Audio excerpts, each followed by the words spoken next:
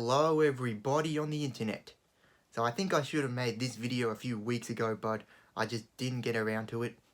So of course, the WGA and SAG-AFTRA strikes are still going on in the American industry.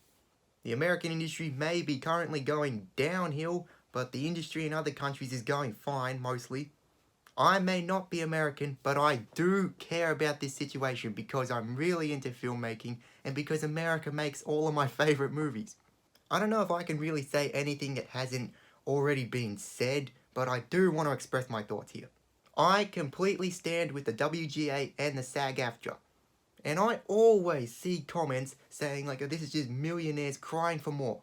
And that really annoys me because that is not at all true. Majority of people who work in the film industry are not millionaires. Not even close.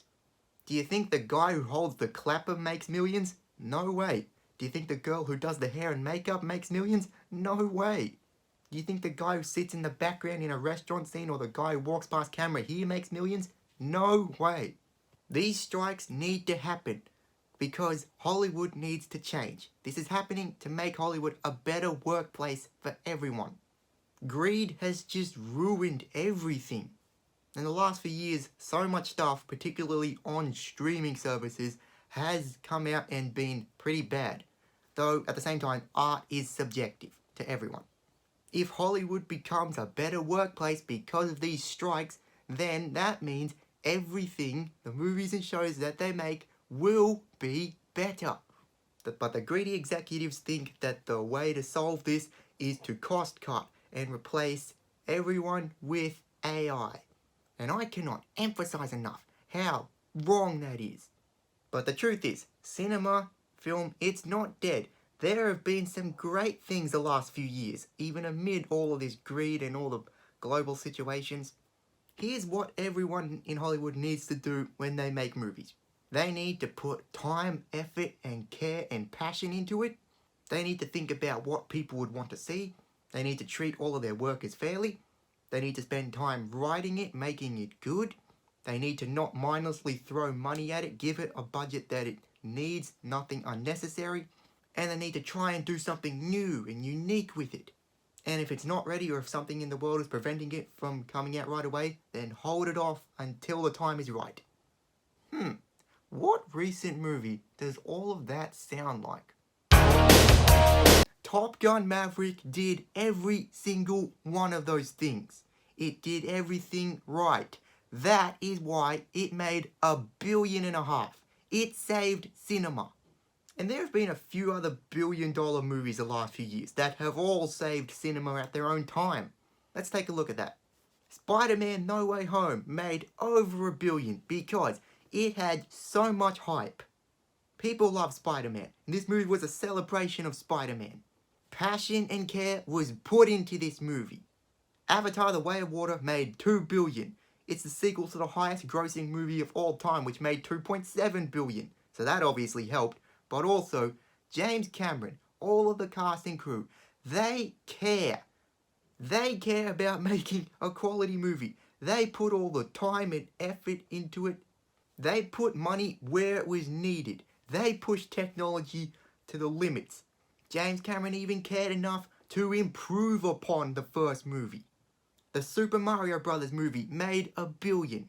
That is a quality animated movie. A movie that is made for everyone, for all families. That's why it did well. And just recently, Barbie made $1 billion.